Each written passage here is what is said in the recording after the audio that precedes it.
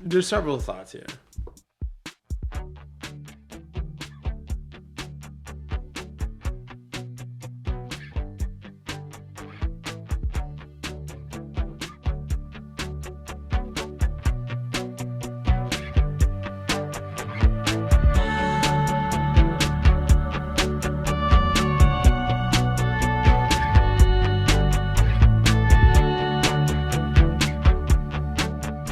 In New York, right? You know how like nothing is permanent?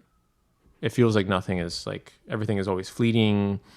Everything is sort of ephemeral, whether it's a job, a relationship, apartment. It's like a city that in many ways just has little respect for permanence. People come and go. Leases get broken. Your favorite bar closes. But like in many ways, that's part of like the city's magic, right? It's kind of what makes the city vibrant, fresh.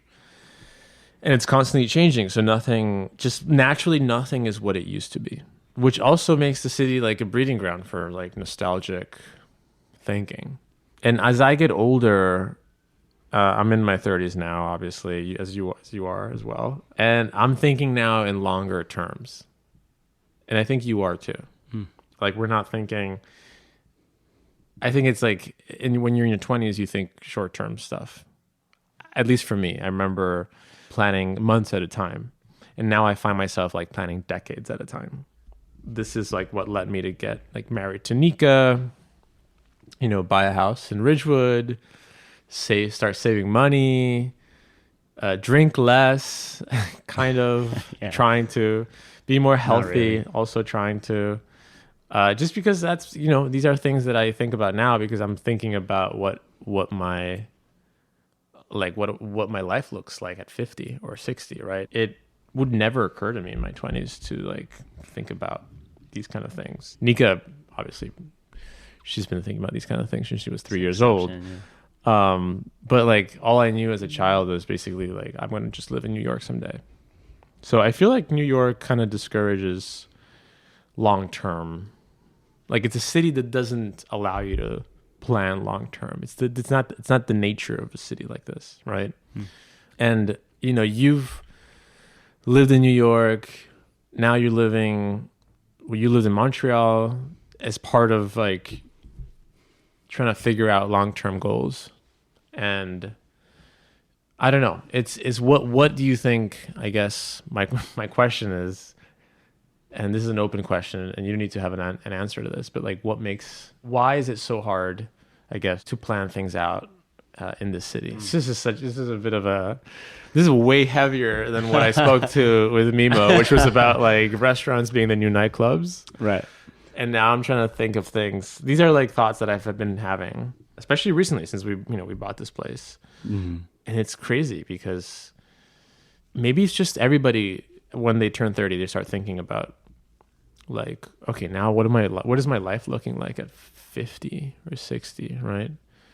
I don't know. Like, what does your life look like at 60 or 50 now?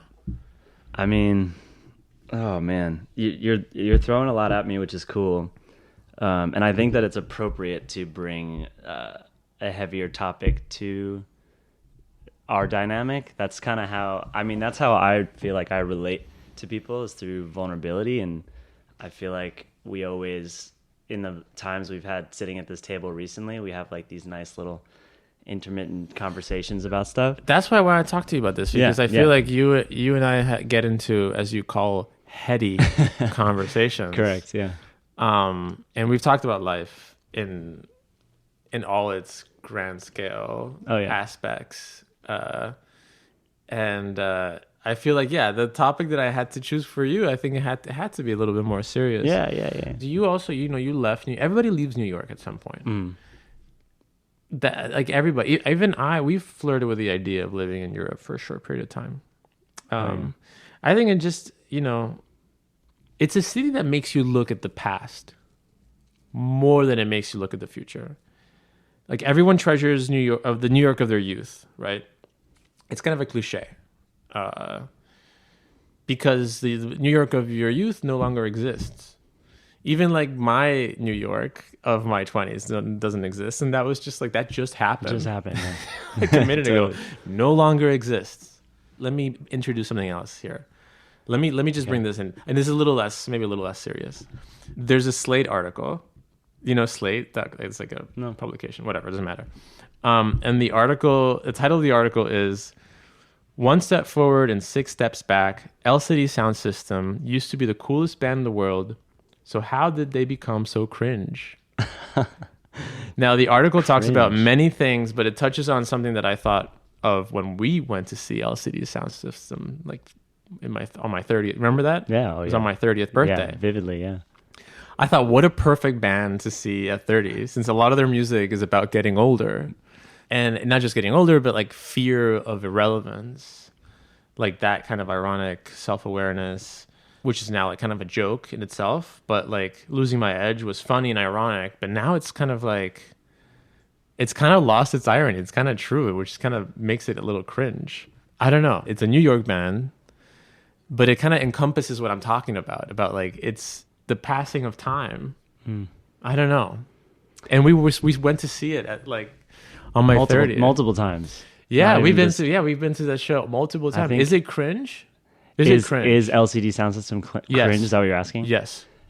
I don't think, not through my eyes, no. Why not? I think part of also getting older and being in your 30s is like not giving a fuck Sure. about what people say Sure. about shit. Embracing it, just like being like, so what if it's cringe? Almost. Yeah, and I think also just like the life of anything, like if something's successful, which like LCD Sound System was very successful, like from the start. They only built up, and then they left, and it was kind of this like momentous thing. Right? That's right.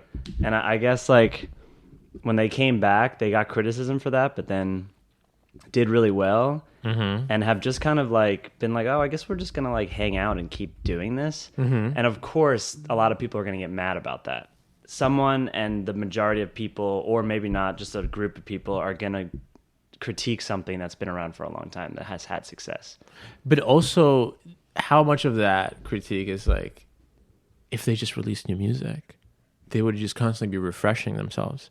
Because let's look at another New York institution like SNL. SNL's been around since the 70s. It's been around too long. It's been around too long, but Yeah. they also like managed to continue. Yeah. And I think the reason why they stay sort of relevant, and they go up and down. That's the thing. It's like they go You think up and SNL down. is relevant? I don't know what we're living through, a dull, or we're living through, because I remember SNL even in the 2000s. It was it was very relevant. Yeah. But wait, was that because we were young and we were watching SNL? Right. Or is that because like you have to think about these things? I think It's true. the one of the reasons why everybody thinks, also this has been said already, but like people think that the SNL of their youth is the best because it's the SNL of their youth. Right. Which the reason that they stayed relevant is because they refresh the cast. They are topical. They stay fresh because it's all about like the humor changes with the cast, with the players. It's the same, project, but it's like kind of like New York. It constantly refreshes itself. Kind of like New York, everybody thinks that the New York of their youth is the best because that was like what we connected to. Like am I going to get older and think that the New York of the 2000s, 2010s were the best? I don't know, maybe, but I feel like, again, if LCD Sound System released new music regularly, they would have that. They wouldn't be stuck in this time capsule. I don't know though, because I think that some artists lose their status when they put out too much work. It's like knowing too much about someone to a point where you're unable to see certain things about them. Like if LCD keeps kind of putting out music, like let's say every 3 years, every 4 years, a new album, then you're kind of like, there's just so much like oversaturation of material, to the point of like, I think you start to lose focus of like what they are. And what's beautiful about them is they represent that capsule, and you can go to their show and be in that time almost. Okay. Is you saying that's a good thing? I think it's a good thing. It's a good thing. Here's what this article references another article. When did this article come out? It was recent. A recent Okay. article about this guy, by the way, wrote the article. He's a fan of LCD Sound System. He went to see them. He explains he went to see them at Coachella in 2010, and how like he remembers that, and then he sees them again at Knockdown Center recently, and he's like, wow, it's kind of like they're kind of like stuck in this timeline, and it's. He quotes another article on Stereogum, and it says, James Murphy was once, quote, so conscious and deliberate about the ways he expressed his own ideas of coolness. But the calendar turned over, the gray hairs spread, and LCD ceased to be synonymous with a chic or urbanite lifestyle. He became a rich guy catering to nostalgia for a certain era of New York hipsterdom. And that's nice work if you can get it. Very, obviously very cynical view of it. But is he wrong? I mean, he's entitled to say whatever he wants. Well, I think course. also like the title of the article is cringe in itself. It's clickbait. It's clickbait. Which is just like a problem I have with New York in general right now. Like I feel like there's so much just like this visual trying to get our attention instead of allowing it like to soak it up how you would naturally kind of walk around and be in the city. And like there's always just all this noise around things. Like even like last week when we were at the wine bar talking about Geese, like how can you listen to Geese without the hype of what's being talked about the way that they're talking about? That's a band of a moment right now. Right. That's like getting all this respect, all this hype across all these musicians, all these artists of all ages, and it's hard not to take that into account when you're listening. I guess like in terms of LCD, the issue I have with LCD is that I think that they are pushing maybe like playing they're like pushing their brand almost. It's like this like thing that happens every year. It's like this Christmas thing. Yeah, where they play like 12 shows. But they become a brand. That's the thing. Right. They become a thing. Like I think it is cooler to like do something and then like chill on it. Like less is always more. Sure. And it's cool to miss people. It's cool to miss things. It's cool to be like, remember that LCD show we saw on your 30th birthday? Yeah. We can't see that again. I know. There's something, and then it makes you romanticize it in your head, and it sweetens it. By the way, just for the record, I will continue to see LCD Sound System every time they play a Knockdown. I'm not gonna like stop going because this article had sleep. But I was wondering this. I guess I agree with you. I don't. It doesn't matter. It doesn't fucking matter. Yeah. I don't care. No. I'll just go and you can. And I'll do whatever. And just enjoy it. Yeah, and you can have your own critiques of it that are separate from this. Yeah, or, that's true. Or you can have the critique of it and still enjoy it. Absolutely. Yeah. I think that's like across the board about getting older is understanding that it's okay to disagree, but still enjoy it. And it's also okay to be a little cringe. Sure. Embrace the cringe.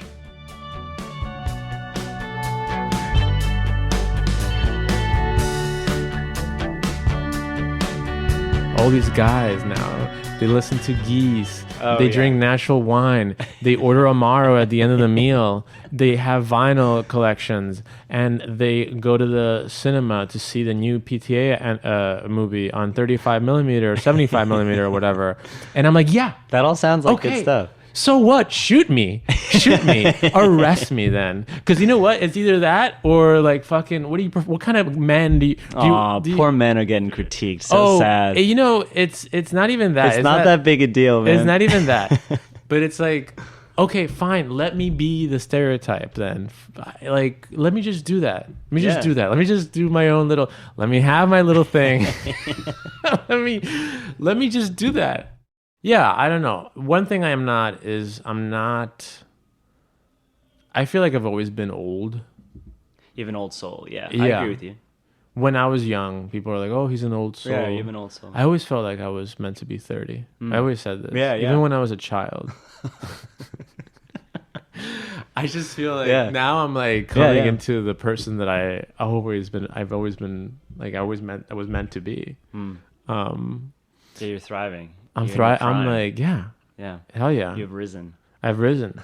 And I feel like going back to the original subject, which is like, I feel like buying a place in New York. Yeah, yeah. That's a wild It thing. feels crazy. It is crazy. Like to have something permanent like this or whatever. Nothing is permanent, but like, No, yeah, more permanence. I mean, it's extremely lucky and wonderful, and yeah, it is. It's Insane. very lucky. I feel I'm extremely lucky.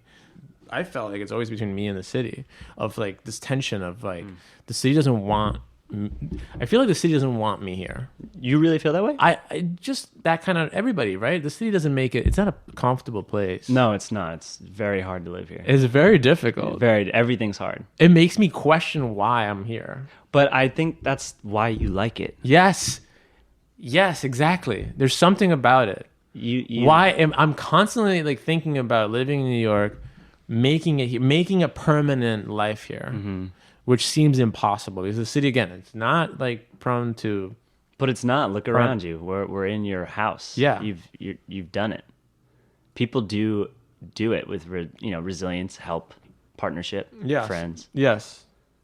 It's possible to do it. It is always going to be pushing back, but the trick is, I think, is that you have to be adaptable. you have to be. You have to constantly change. And I think kind of like my SNL analogy. Allow me go for it. the pivot here, but I like it like the SNL analogy where we refresh the cast every year or every whatever X amount of years. You have to yourself refresh yourself every X amount of time. My relationship with Nika, I always say this, and I've said this to you before, but like I feel like I've had like 3 or 4, maybe 5 different kinds of relationship with Nika over the years. Yeah. And because Nika's changed, I've changed.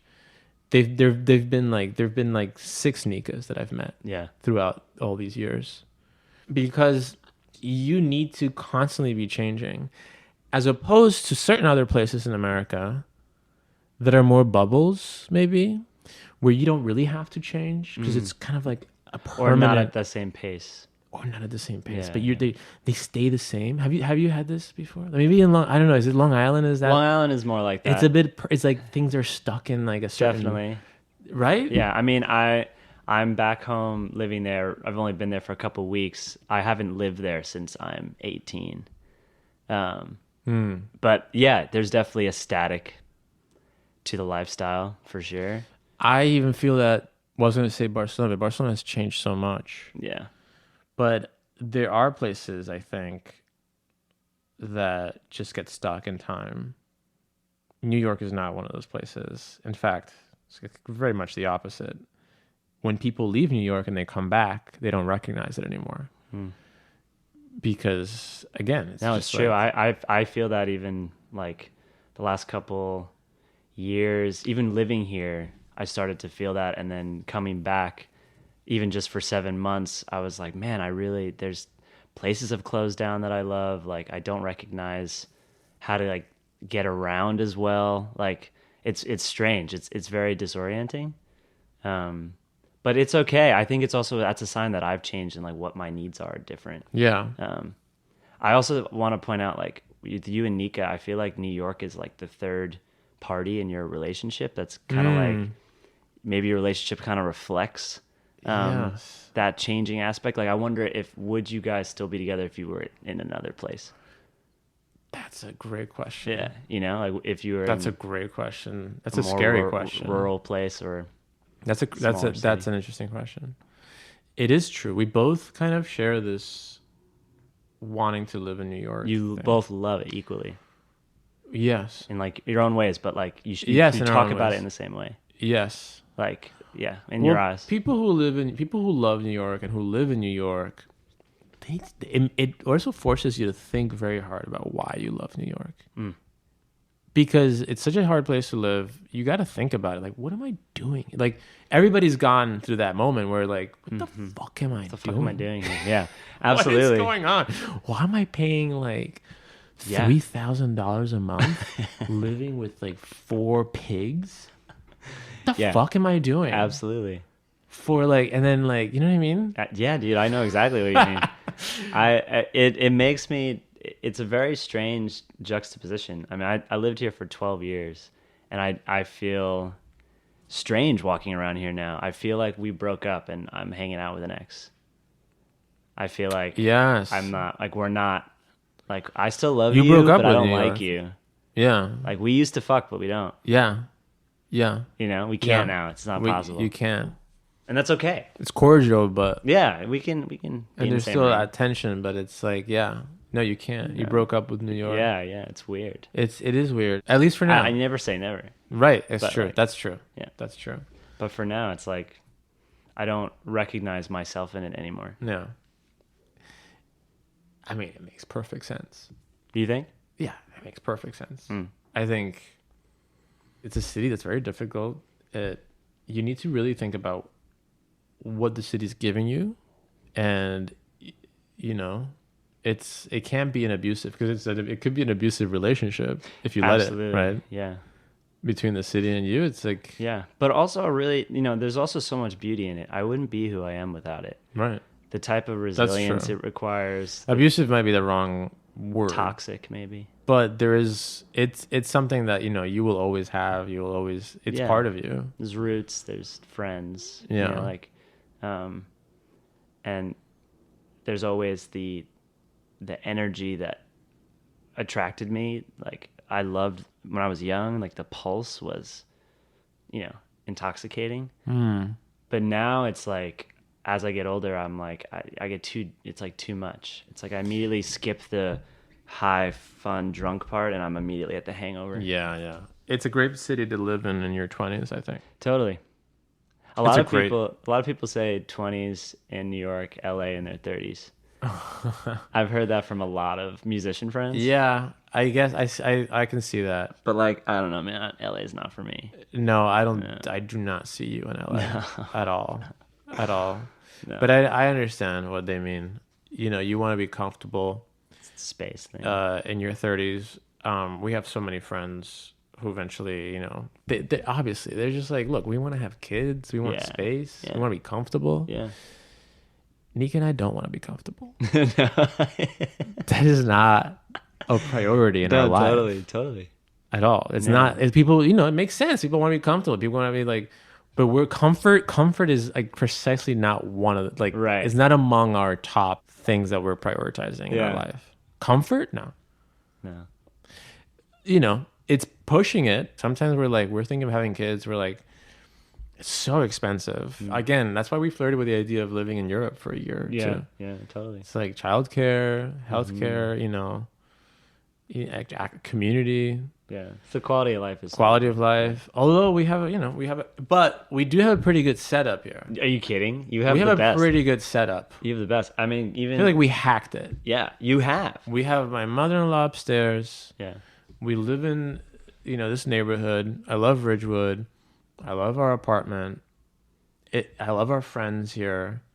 You're always here. It's just like I'm always sleeping downstairs. you're always sleeping over. It's like, honestly, we hacked it. This is the perfect, like, yeah. I love it. And I think in New York in general is if you're able to build a home that's like a safe space to go back to, that's truly yours, that's quiet, away from the chaos, then you're able to, like, Yes, decompress this could be. and I'm ready to go outside. Yeah. And this is like, we always say when we were here, we're like, I feel like I'm in the country. This is kind of like a little bit of a safe haven, a Yeah, little yeah, bit of it's an the oasis. boat. It's the It's safe the boat. boat. Yeah, It's a we safe call it a boat. boat. Yeah. Yeah, this is the boat, and the chaos is outside. And But this is yeah. how I feel about Ridgewood in general. Like, I got bushwork there if I need it, Yeah. if I need to, at a safe distance. But, like, let me chill here. This Yeah. is like It's it's just like a hanging. little corner that we've, like, carved ourselves Yeah. in the middle of this jungle. Crazy jungle. Yeah, absolutely. Yeah, but I think that's the key. Yeah. I mean, I had a similar thing in my house, my last house. I spent most of my time there. Yeah. Like, it was a safe place to be. It was a safe place to create, safe Yes. place to eat, Yes. to gather. Yes. And then when it was time to go to a show or to go out to a bar or, go to a party, you could go, have a crazy time, And come back. and it's quiet, it's chill, it's nice, safe. yeah. Yeah. There's no better feeling. That's why I like commuting. It's very long. My commute's very, very long. But I do like commuting because I love coming back. I love the feeling of returning home. Oh yeah, it's wonderful. It's such a nice feeling to come back home. Yeah, after a long day.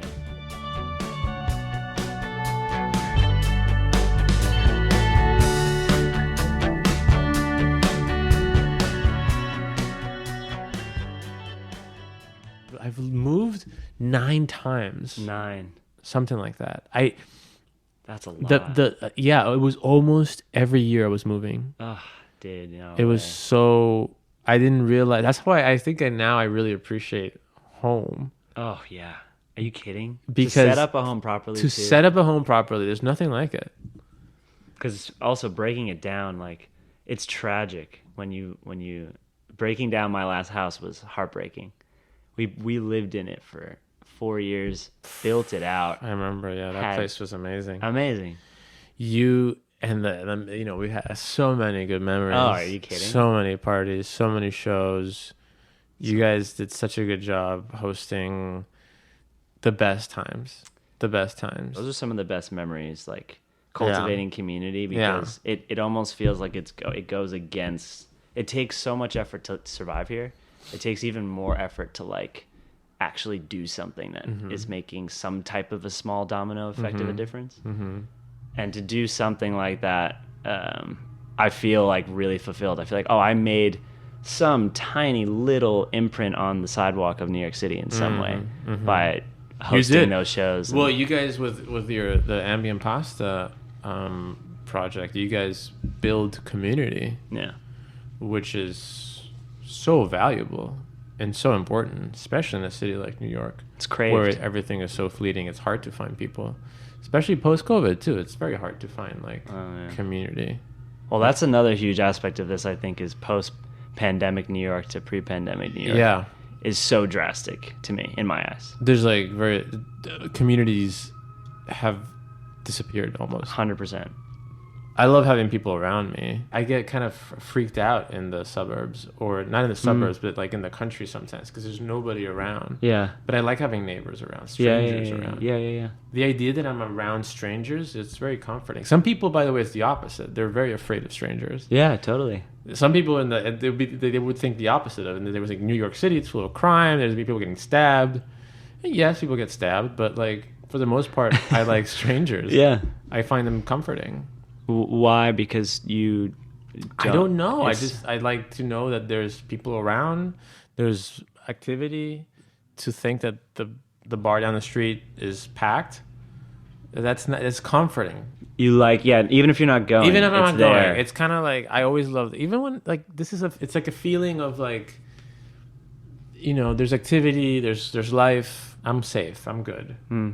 When we go out east with Nika, sometimes it's just like way too quiet, and there's like nobody around. Well, yeah, it would take time to adjust. You would start to find a new version of yourself. Yeah, it's just another changeover that's slower. Yeah, but here's the only thing. Happen. I need a home that's also like that people come and go, and I love one of the things that I kind of like about the idea of having a family is just the company. It's built-in company. Yeah. It's literally I don't want to have. I'm gonna be very honest. The idea of having a baby. Yeah. Nobody has successfully sold this idea to me. Like a baby does not sound fun. It's cute, but it's not like I don't want to have a baby, but I want to have a family. I know that you can't really have a family without going through the baby part yet, but like I like the idea of like having a home that's like family comes through, and we host Thanksgiving here, we host Christmas here. I have, it's a house full of life. I love a house that's full of life. Totally. A house that's like sterile, and you can, you go into someone's house and you can tell like no one's here. Oh, ever. Kills me. Yeah. There's no company coming here. Yeah. You can tell it's very sterile. Sometimes you see it like in houses that are like very wealthy, like certain wealthy people, right? They have always the very, wealthy. Yeah. Everything is like full of art, and like it's can't touch anything. Yeah. I like a house that's been lived in. I like stains on couches. I like a little bit of like scratches on the walls, a little bit of scratches on the floors. Yeah. I like a house that has life, and that's what I love about. I love family because I love life. I love being around people. Totally. It's important. It's a very important part of my life, of who I am, I think. And it's also, I think, why I love living in a city. Just being around those people. I mean, I think like with the kid thing, I get it. But similar to New York, like it's not easy living here. No. But you learned how.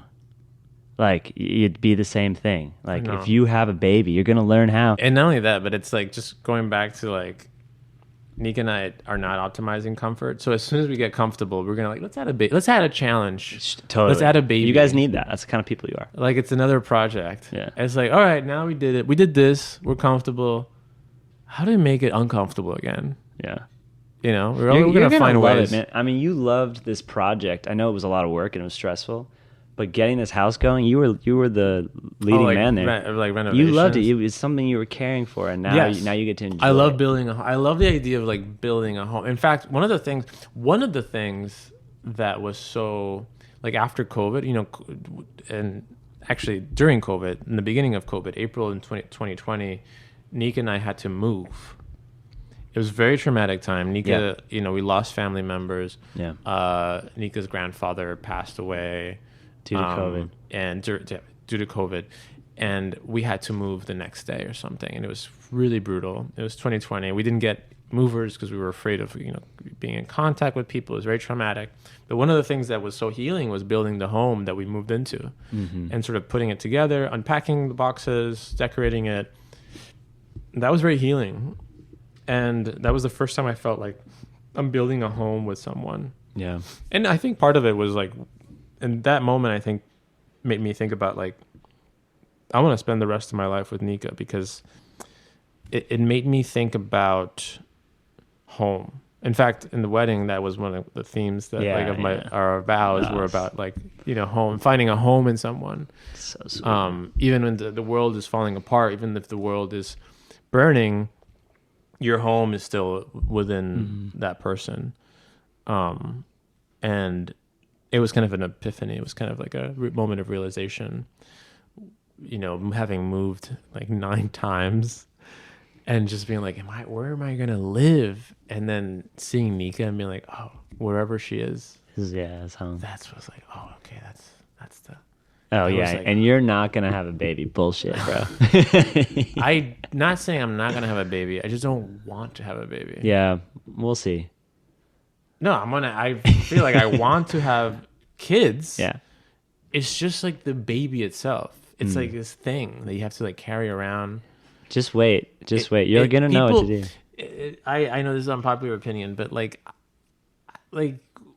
it's a baby. Like, you know what I mean? Yeah. Just everybody, they're overrated. Alien. They're way overrated. They're overrated.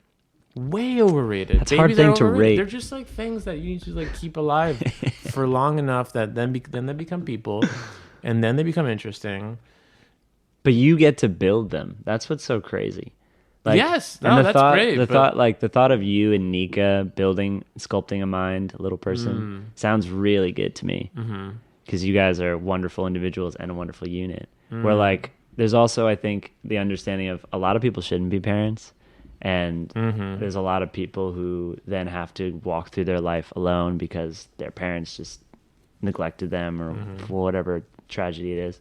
But like, this is a home that a kid would thrive in, that would do well in, that will add to the world in a positive way. I appreciate you saying that because, yeah, that means a lot. Especially coming from you. I'll end this with this because I was thinking about it the other day when I was at LCD Sound System. I've seen them many times, and the last song they play is "All My Friends." Oh yeah. And that song has hit differently throughout the years, and it was great because I was with Seth. It was a fun time. But I saw them this year at Primavera Sound.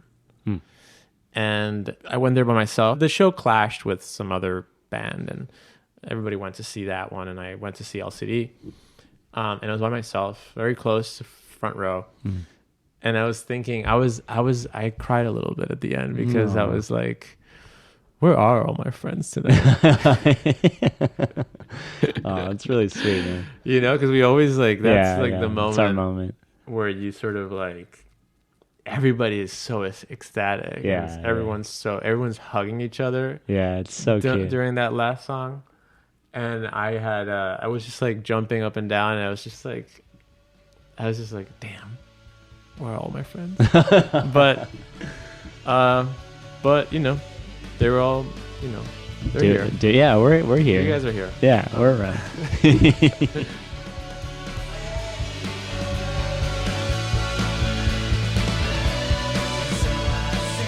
Myrtle vs. Wyckoff is hosted by Alejandro Veciana.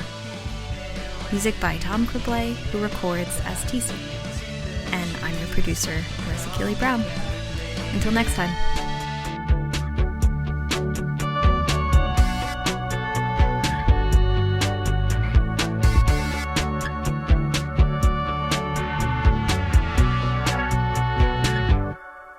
It was just like, this is awesome. New York is what it could be hard, it could be expensive, but it's never boring. That's for sure. Never. No. If you're never. bored in New York, that's really your fault.